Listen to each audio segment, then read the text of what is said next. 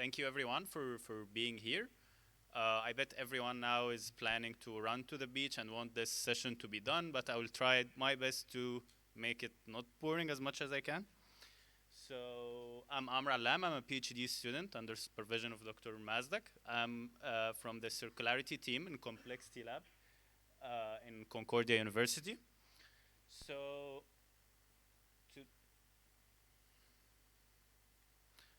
today I'm going to present our research. Let me give you some context about this research. This was one of the stages that we had to do for developing a performance-based deconstruction conceptual model. In this presentation, I'm going to talk about the barriers for circularity in construction from industry practitioners' perspective. We are starting by introduction, methodology, results, and ending by conclusion. So if we looked about the term of circular economy or circularity in construction, obviously you are going to find out that it's on the agenda of the United Nations. Like we have 5 SDGs that they are directly related or directly will be solved by the circularity in construction.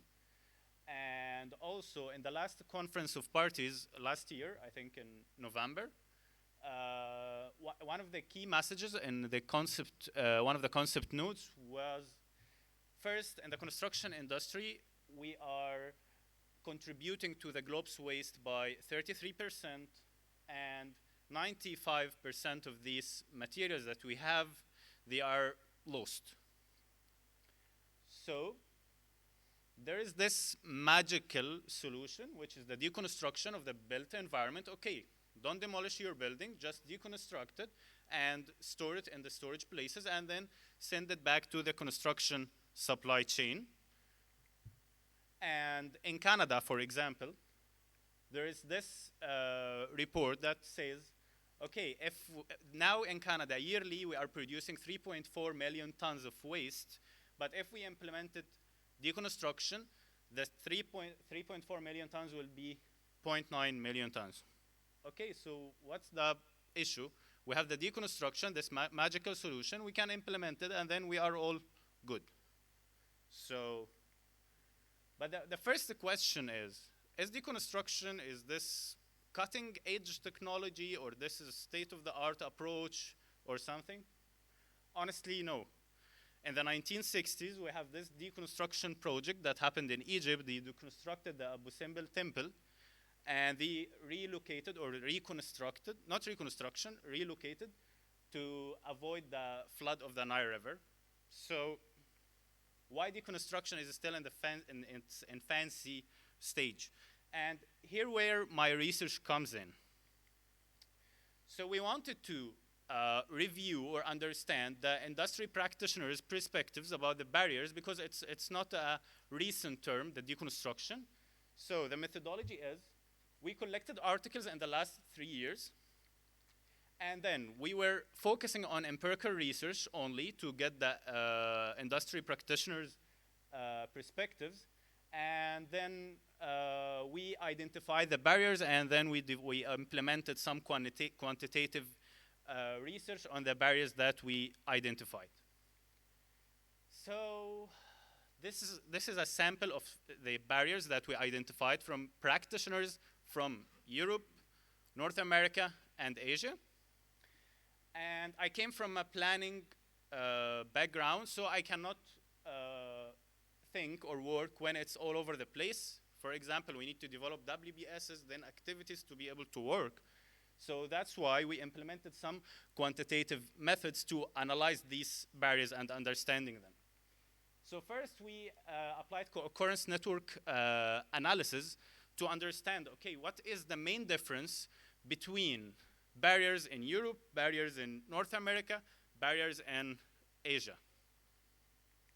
Honestly, we couldn't find quantitatively a thick line between the barriers, because we applied here clustering technique, a Lovian algorithm, in order to find, and we changed it. We did fine-tuning several times to find the difference between the barriers. They are more or less the same. But qualitatively, we found some differences.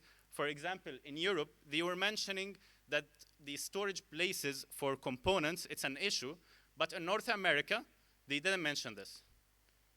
So the second step here, which is pistol analysis, we categorized all the barriers to better understand them. So I love soccer. This is a soccer icon. Okay, so if we started by P, which is the political thing, they had some issues about the uncertainties for future regulations.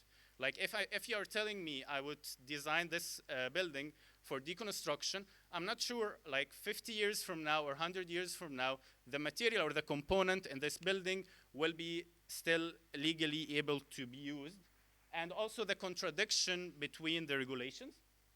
From economic point of view, market, and I said markets here, we have underdeveloped market for the enablers of circularity and market for second-hand components. For example, the market, one of the enablers for circularity or for deconstruction is prefabricated component or modular construction, which is still, it's not, or the traditional construction is the dominant, So also the constraints. In the deconstruction or in the end-of-life stage, we have some constraints in terms of cost and time. If I'm the building owner, I prefer to demolish my building in 1 or 2 days instead of wait for 1 or 2 weeks. Also, social stigma and awareness in the social part. For example, in this is a Twitter, that's a tweet, but I know you're not able to see it.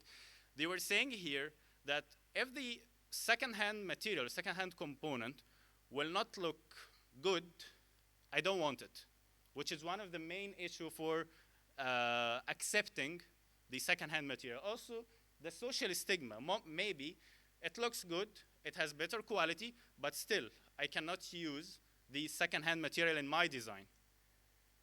For the technical part, we have a big gap in the assessment. We cannot really assess the reusability of component. Meaning, the reusability of any component or material, it's not 0 or 1. It can be reused or not, it cannot be reused. So what we have right now, based on the best of my knowledge, it's only binary in the research. Also, we have the information gap. I don't want to take much time in this.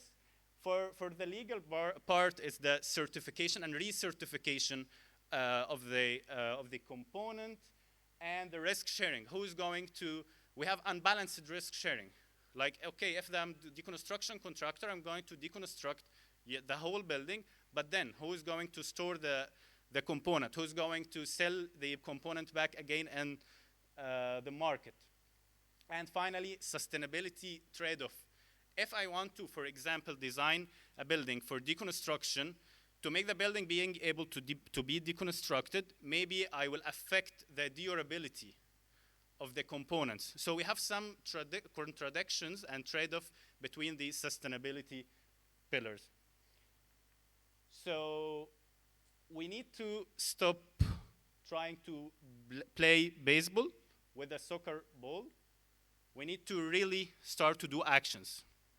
So, based on the 3 years of reviewing the barriers from practitioners in 3 different continents, they are more or less repeating the same barriers. We need to start doing some action plans for implementing and adopting deconstruction and circularity in construction to avoid this loop that we have. Because we have lack of deconstruction, so there is a lack of second-hand market, no economic benefits, lack of deconstruction, and the loop still going. So at the end, we need to do matching between circular strategies and the mentioned barriers. Thank you very much. That's it.